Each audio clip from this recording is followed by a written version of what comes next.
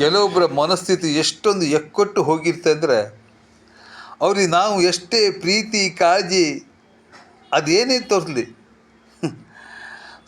ಅವರ ಕಷ್ಟ ಕಾಲದಲ್ಲಿ ನಾವು ಅವರ ಭುಜಕ್ಕೆ ಭುಜ ಕೊಟ್ಟು ನಿಂತಿದ್ದು ಕೂಡ ಇರಲಿ, ಅದು ವಿಷ ಸರ್ಪಕ್ಕೆ ಹಾಲೆರೆದಂತೆ ಸರಿ. ಯಾಕಂದರೆ ಅದು ಹಾಲೆರೆದಾಗ ವಿಷ ಉಕ್ಕುತ್ತೆ ವಿನಃ ಅಮೃತವೇನೂ ಉಕ್ಕೋದಿಲ್ಲವಲ್ಲ.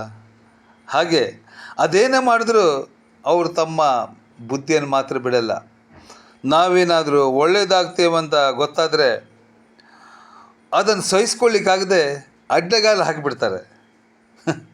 ಒಂಚೂರು ವಿಚಾರ ಮಾಡದೆ, ಒಂಚೂರು ಮಾನವೀಯತೆಯನ್ನು ಎಣಿಸದೆ ಹೊಟ್ಟೆ ಮೇಲೆ ಕಲ್ಲು ಹಾಕಲಿಕ್ಕೆ ಹೇಸುವುದಿಲ್ಲ ಈ ಜನ. ಇಂಥವ್ರ ಬಗ್ಗೆ ಯಾವ ಶಬ್ದದಿಂದ ಬಣ್ಣಿಸಬೇಕು ವರ್ಣಿಸಬೇಕು ನೀವೇ ಹೇಳಿ.